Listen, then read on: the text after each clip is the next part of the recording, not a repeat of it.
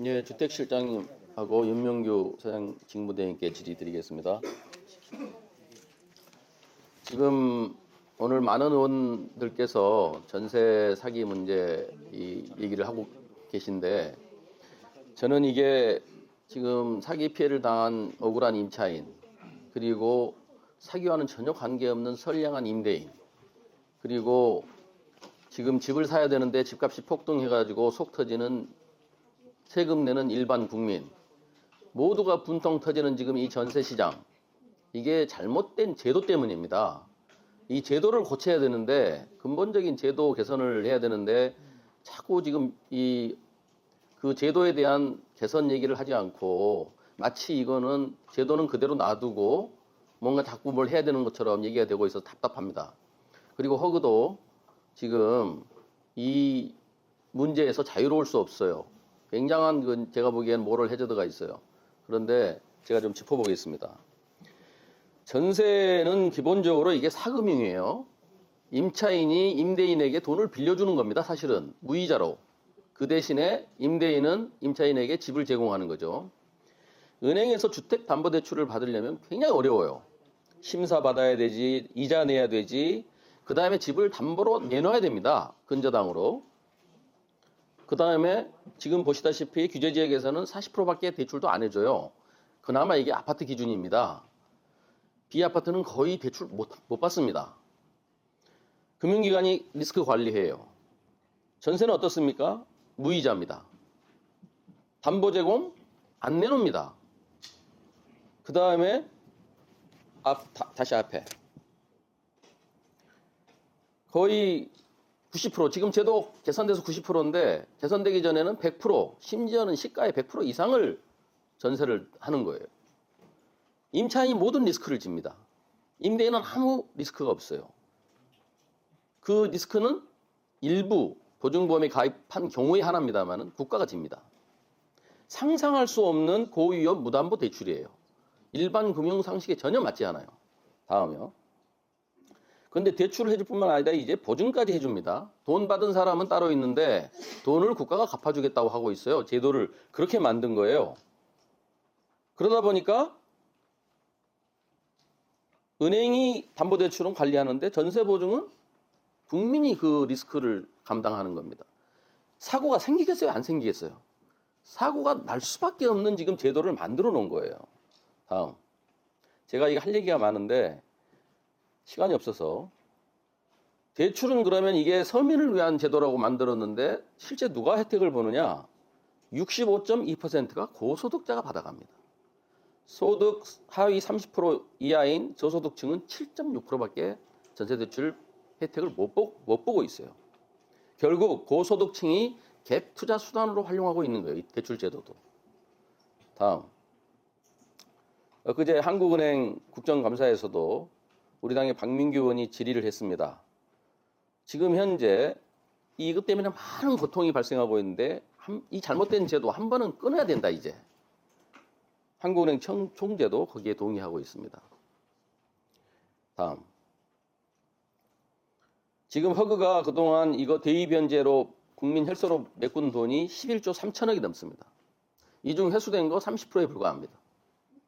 결국 이 엄청난 돈이 2억 5천만짜리 공공임대주택을 지었으면 4만 5,266채를 지을 수 있는 돈이 그냥 사기범과 투기 세력에 간 거예요. 잘못된 거 아닙니까? 그러면 이 제도를 고쳐야 되는 겁니다, 지금. 이 제도를 고치지 않고 밑빠진 독에 어떻게 계속 물붓기를 할 겁니까? 다음. 제가 이게 시간이 없어서 결론만 말씀드리는데 제가 종감 때 제가 이거를 정책 자료집을 낼 겁니다.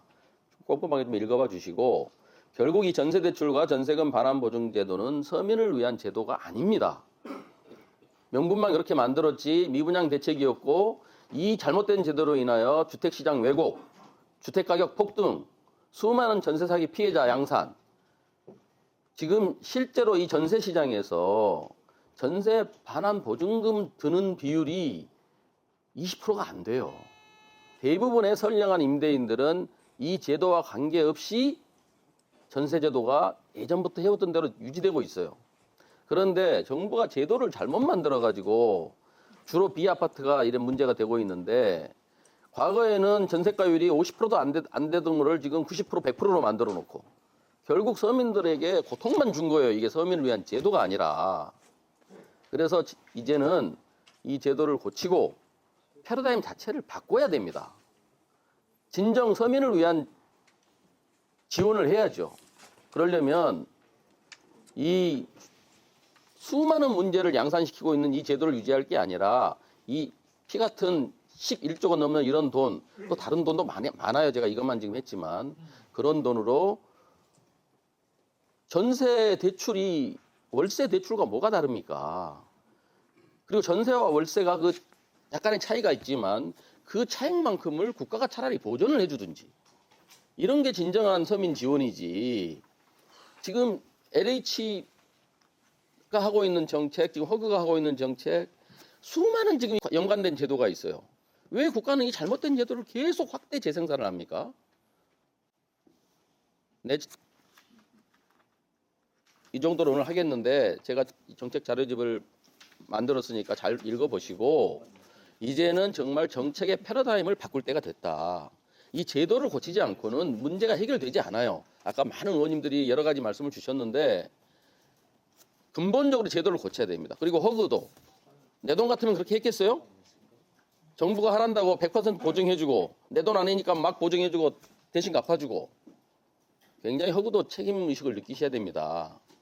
그래서 우리 실장님과 실장님 결국은 이 정책의 문제는 국토부에서 해야 되는데 마무리하겠습니다. 제가 이거 여러 번 제가 지금 사실 작년부터 계속 상임위 때부터 말씀드리고 있는 건데 제도 고치세요. 패러다임을 바꿔야 됩니다. 이제 모두가 분통 터지잖아요. 임차인도 분통 터지고 선량한 임대인도 분통 터지고 국민도 분통 터지고 모두가 분통 터지는 이 상황을 제도를 고치셔야죠. 어떻게 하시겠어요? 답변 좀 해보세요. 기본적으로 의원님께서 말씀하신 부분에 대해서는 뭐 합당한 지적이라고 생각합니다. 왜냐하면은 결국은 이 전세 이 제도 더 나아가서는 또 구체적으로 전세 보증금 반환 그 비율 자체가 거의 이제 깡통 전세를 유발하고 전세 사기를 유발할 수 있는 무자본 갭 투기의 요인이 됐다고 하는 부분은 같이 뭐 동감하고 여러 가지 영향과 부작용 부분에 대해서도 충분히 고민해야 되는 게 또 저희 정책 담당자들의 책무라고 생각합니다. 더 고민을 해가면서 하겠다고 생각합니다. 제도 개선해 주시고 그리고 또 하나 덧붙이자면 그것뿐만 아니라 진정 서민이 지금 혜택을 받는 게 아니라니까요. 아까 제가 말씀드린 통계를 보여드렸잖아요. 전세 대출의 65.2%가 고소득자가 지금 받고 있어요. 그러면 서민을 위한 정책이 아니잖아요, 이게. 이거 근본적으로 고민을 해야 돼요. 네, 네, 알겠습니다. 이상입니다. 네. 예.